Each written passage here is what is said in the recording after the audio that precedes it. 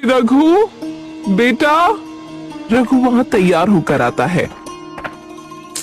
अरे क्या हुआ माँ, जल्दी बोलो, मुझे जाना है। बेटा, मुझे एक बार मंदिर जाना है। मेरी तबीयत खराब हो रखी है, तो मुझे मंदिर ले जा और मुन्ना को भी घास चरा लाना एक बार। अरे माँ, मेरे पास इतना वक्त नहीं है, मुझे अपने दोस्तों से मिलने जाना है। मेरे आने के बाद चल पड़ेंगे ना। पर बेटा, तब तक। रघुनाथ बिना अपनी माँ की बात सुने वहां से निकल जाता है। रघु। शांति मजबूरी में वहीं बैठी रह जाती है और अपने पति की तस्वीर की ओर देखने लगती है। कोई बात नहीं, बच्चा है, जाना होगा कहीं। शांति कुछ रोटियां एक थैली में डालती है और अपनी छड़ी पकड़ खुद ही अपने बैल को अपने साथ चारा खिलाने ले जाती है। पहले एक बार ये रोटियां गायों को डालाती हूँ। शांति सबसे पहले गौशाला जाकर सभी गायों को खाना खिलाती है। माफ कर देना गौ माता, पिछले 2 दिन से आना पाई, वो तबीयत थोड़ी खराब थी।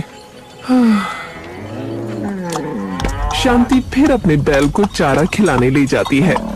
मुन्ना, तू खा ले, मैं इतना थोड़ी देर पेड़ के नीचे बैठ के सांस ले लूं, वरना यहीं गिर पड़ूंगी बेटा।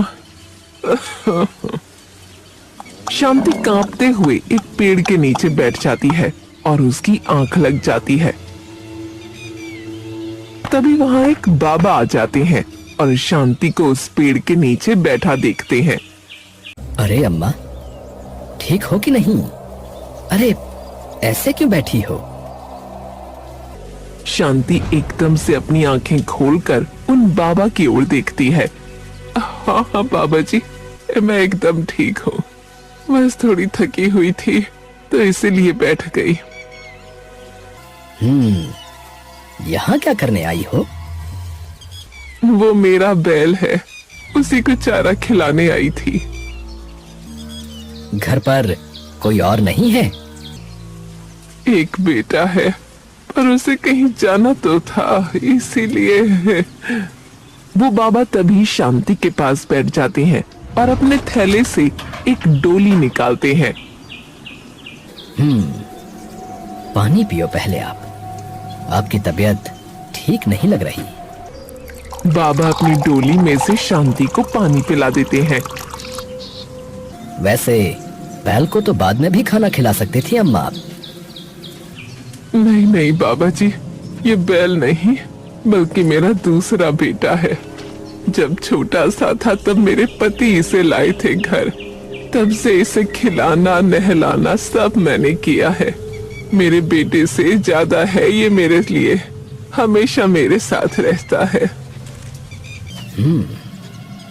इसके अलावा वैसे और कोई धर्म कर्म का काम भी करती हो आप?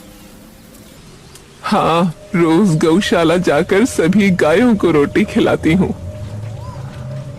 और आपका पहला बेटा?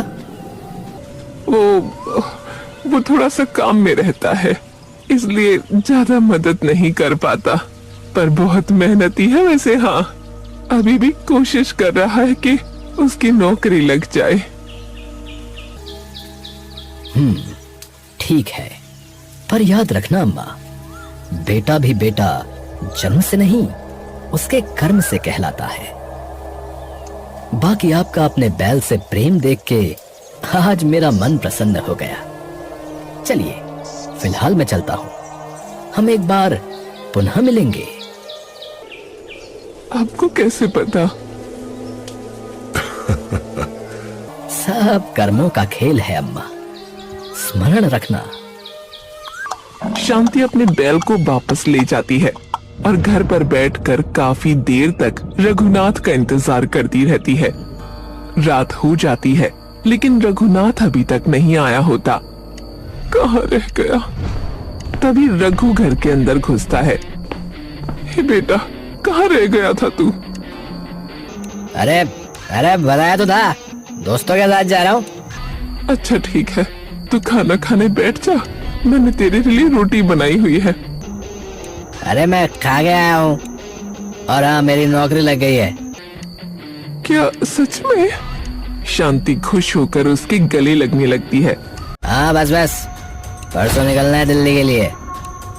क्या इतनी दूर? हाँ तो इस गांव में थोड़ी नौकरी मिलेगी। तो वहीं रहेगा तू? और क्या, यहाँ रहूंगा? अरे जाना ही पड़ेगा। तो फिर मैं यहाँ कैसे रहूंगी? अरे तो हाथ पैर चलने थोड़ी बंद हो गए, ये रह लेना, बुला लूंगा कुछ महीनों में। पर अरे माँ, बहुत नींद आ रही है मुझे, सोने दो ना मुझे अब। रघु अंदर चला जाता है और शांति बस चुपचाप खड़ी रह जाती है और अपने स्वर्गवासी पति की तस्वीर की ओर देखती रहती है। ये कहाँ छोड़ गए आप मुझे? 2 दिन बाद, बेटा तू तैयार भी हो गया? हाँ वो ट्रेन है तो निकल रहा हूँ। रुक जा, मैं दही शक्कर बना देती हूँ बेटा, वो खा के जाना शगुन के लिए। रघु बिना एक बार भी अपनी माँ की तरफ देखे वहाँ से चला जाता है। बेटा सुन तो।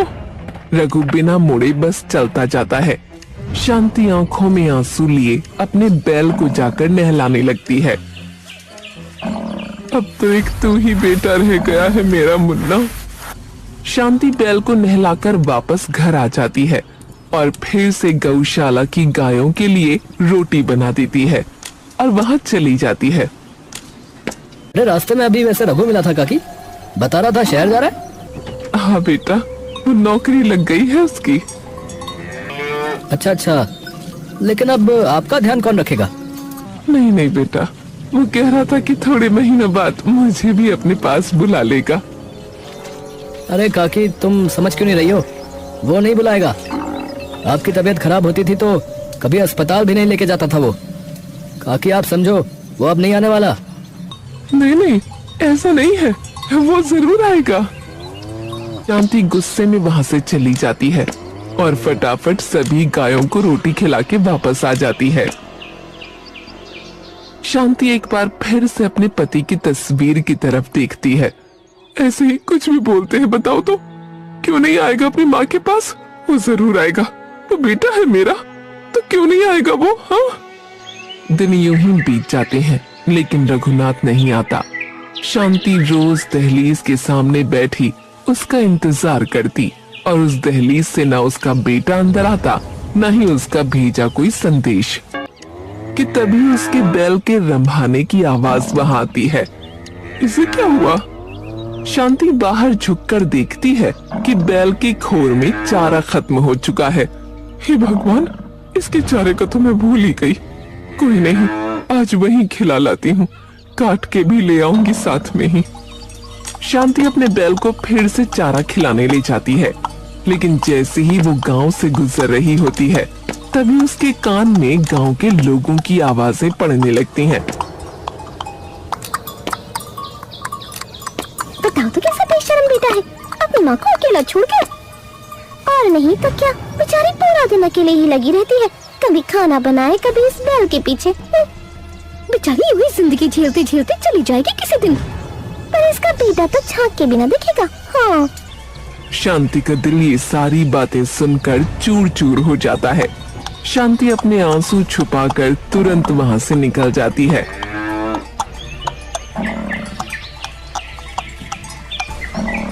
शांति पेड़ के नीचे बैठकर सुबक सुबक कर रोने लगती है। तभी उसका बैल वहां आता है। क्या हुआ मुन्ना? मुन्ना अपनी नाक शांति के गालों पर लगाकर उसके आंसू पोंछने लगता है। अरे तुझे दुख हो गया अपनी माँ को रोते देख। तभी सामने से एक बार फिर से वो बाबा वहां आ जाते हैं।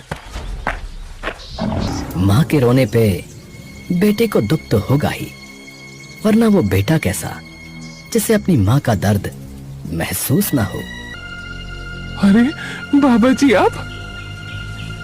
मैंने कहा था ना कि हम पुनः मिलेंगे। क्या हुआ, आप रो क्यों रही हो? शांति उन्हें सारी बात बता देती है।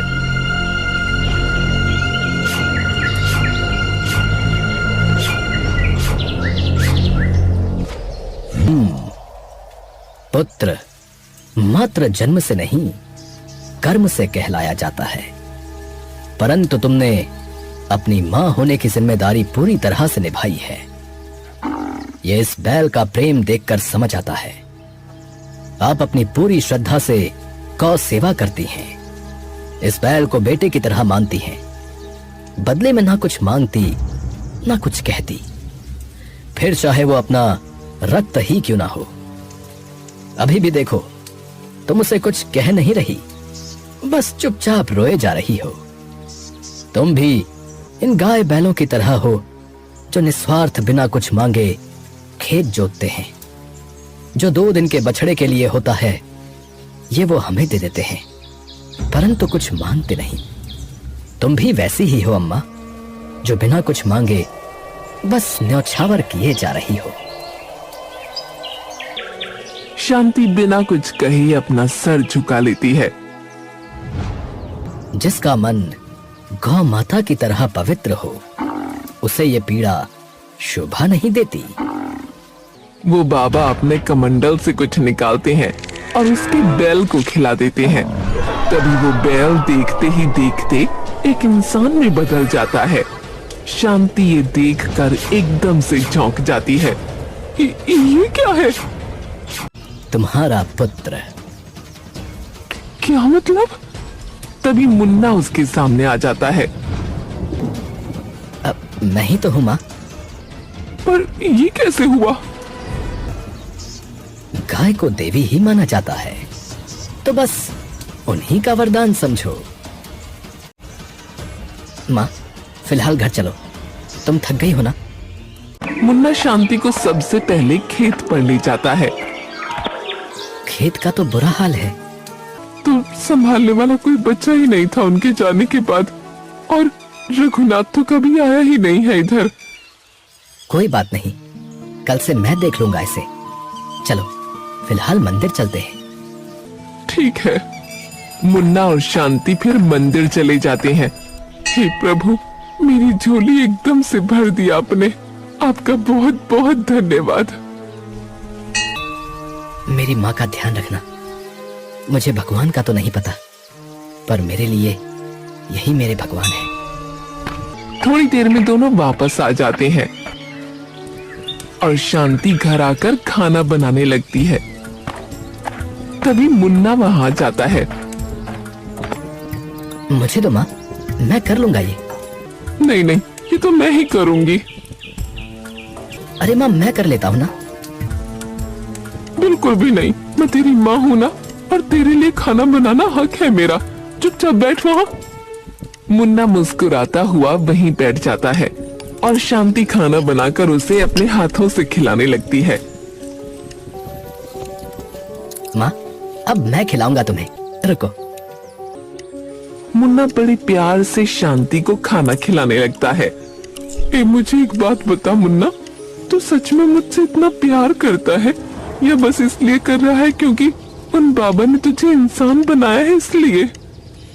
माँ, उन्होंने मुझे मनुष्य अवश्य बनाया है, परंतु बेटा तो मैं तुम्हारा सदैव से था। उन्होंने थोड़ी कहा है कि मुझे ये करना पड़ेगा।